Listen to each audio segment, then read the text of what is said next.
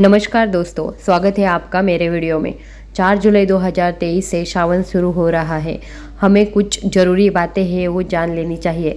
श्रावण सोमवार व्रत कैसे करें, क्या खाए क्या न खाए, व्रत में कौन सी गलतियां नहीं करनी चाहिए और ऐसे बहुत सारे सवालों के जवाब आपको इस वीडियो में मिलने वाले हैं। इसीलिए वीडियो पर अंत तक बने रहे और अगर वीडियो अच्छी लगे तो वीडियो को लाइक, शेयर और सब्सक्राइब भी ज़रूर करें। तो चलिए वीडियो को शुरू करते हैं।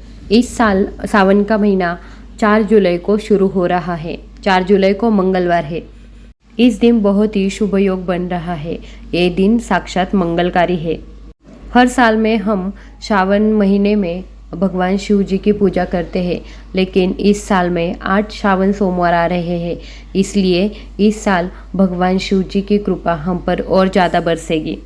इस बार 8 सावन सोमवार आ रहे हैं। 4 सावन सोमवार सावन मास के और 4 सावन सोमवार अधिक मास के हैं। पहले सोमवार का व्रत 10 जुलाई को, दूसरे सोमवार का व्रत 17 जुलाई को, तीसरे सोमवार का व्रत 24 जुलाई को, चौथे सोमवार का व्रत 31 जुलाई को, पांचवें सोमवार का व्रत 7 अगस्त को, छठे सोमवार का व्रत 14 अगस्त को, सातवें सोमवार का व्रत 21 अगस्त को और 8वें सोमवार का व्रत 28 अगस्त को किया जाएगा। ऐसे में इस साल सावन पूरे 2 महीने तक रहने वाला है, यानी पूरे 58 दिन का ये सावन महीना रहेगा। मतलब इस साल भगवान शिव जी हमारे घर में स्थायी रूप से वास करने वाले हैं। इसलिए हमें उनकी जितनी सेवा हो सके उतनी हमें करनी है। दोस्तों, ये शुभ संयोग 19 सालों के बाद बन रहा है। श्रावण का पहला सोमवार 10 जुलाई को पड़ेगा। इस दिन आप अवश्य व्रत रखें। भगवान भोलेनाथ आपकी सभी मनोकामनाएं अवश्य पूरी करेंगे। और इस साल सावन समाप्ति होने से एक दिन पहले मतलब 30 अगस्त को रक्षाबंधन मनाया जाएगा। ऐसे में आज हम देखने वाले हैं सावन के ऐसे पवित्र मंथ में कौन सी गलतियां हमने नहीं करनी चाहिए और ऐसा फल है जो सावन मंथ में बिल्कुल खाना नहीं चाहिए, जिससे भगवान शिव जी हम पर अप्रसन्न होते हैं और आपका व्रत टूट सकता है। नंबर 1 का नियम देखते हैं। शास्त्रों में ऐसा माना गया है कि जो व्रत करता है उस व्यक्ति को किसी से भी फल उधार मांगकर नहीं खाना चाहिए। इससे व्रतधारी को पाप लगता है और हमारा व्रत अधूरा रह जाता है। सोमवार का व्रत हो या फिर अलग कोई व्रत हो, लेकिन व्रत के दिन पड़ोसियों से या किसी भी व्यक्ति से फल मांगकर नहीं खाना चाहिए। व्रत में उधार मांगकर खाने से व्यक्ति का व्रत झूठा हो जाता है। ईश्वर की शरण में आने के बाद व्यक्ति को झूठ नहीं बोलना चाहिए, कर्ज नहीं लेना चाहिए। लेकिन अगर व्रत के दौरान कोई आपको अपनी मर्जी से खाने को देता है तो आपको वो चीज़ें खा लेनी चाहिए, लेकिन किसी से उधार मांगकर नहीं खाना चाहिए। इससे पाप लगता है और व्यक्ति की पवित्रता कम हो जाती है। इसलिए हमें उधार मांगकर नहीं खाना है। दूसरी बात, कौन सा भी व्रत हो, यानी सोमवार का हो या कौन सा दूसरा भी व्रत हो, आपको नाशपाती जो फल है वो नहीं खाना चाहिए। नाशपाती फल मतलब नाश करने वाला होता है, इसलिए कौन से भी व्रत में हमें नाशपाती फल नहीं खाना चाहिए। व्रत का दिन छोड़ के किसी दूसरे दिन आप इस फल को खा सकते हो, लेकिन जिस दिन आपका व्रत है उस दिन आपको ये नाशपाती फल नहीं खाना चाहिए।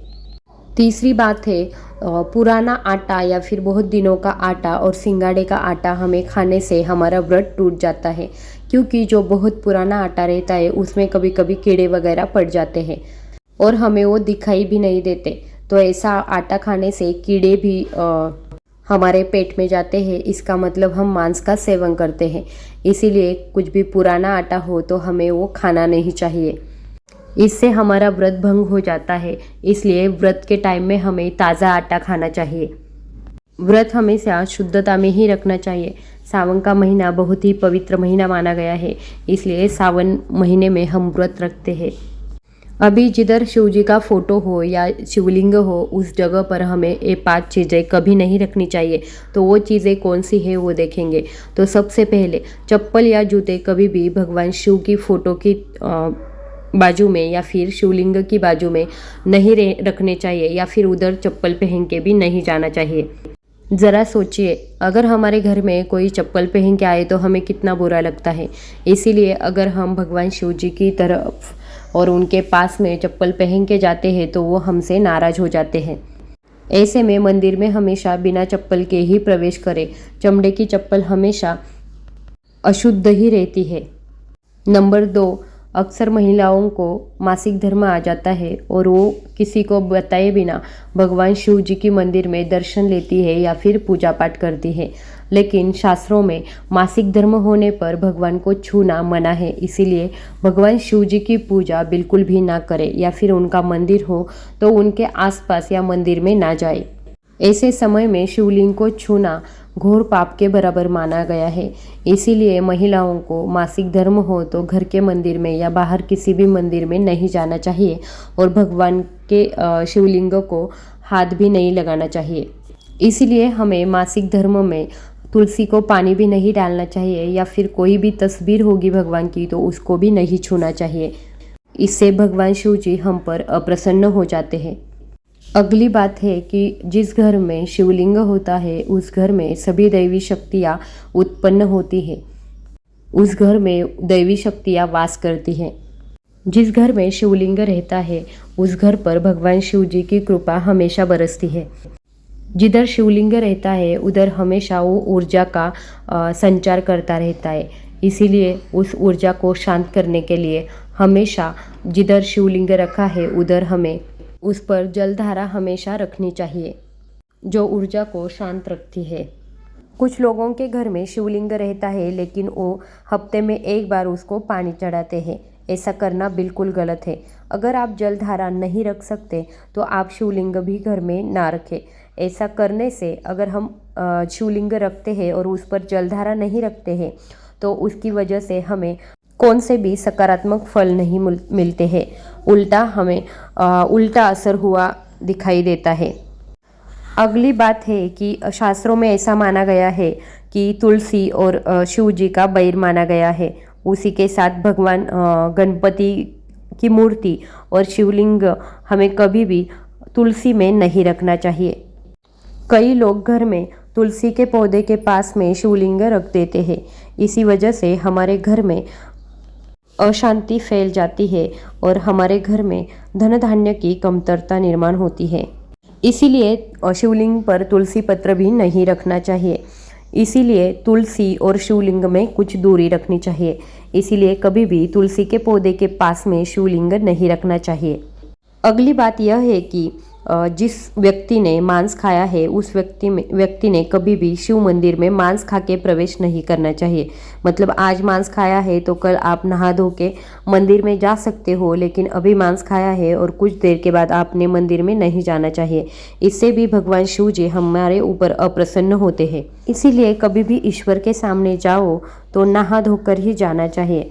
अगर हम वैसे ही भगवान के सामने गए या भगवान का दर्शन लेने गए तो वो महापाप माना जाता है।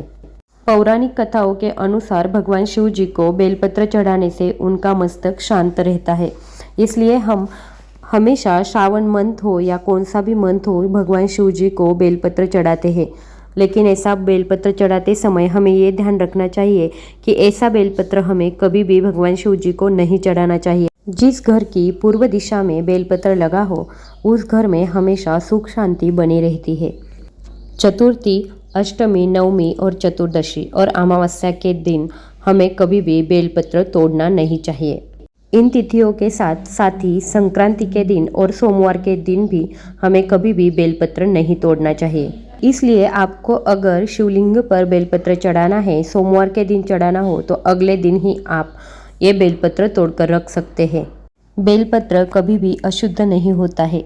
इसलिए अगर आपको पूजा के लिए बेलपत्र नहीं मिल रहा है तो आप किसी दूसरे ने चढ़ाया हुआ बेलपत्र स्वच्छ पानी से धोकर फिर से भगवान शिव जी पर चढ़ा सकते हैं। बेलपत्र में हमेशा 3 पत्तियां रहनी चाहिए। कटी फटी बेलपत्र कभी भी भगवान शिव जी को नहीं चढ़ानी चाहिए। कटी फटी पत्तियों का बेलपत्र अर्पण करने से शिव जी का अपमान होता है। इसलिए कभी भी हमें खराब बेलपत्र शिव जी पर नहीं चढ़ाना चाहिए।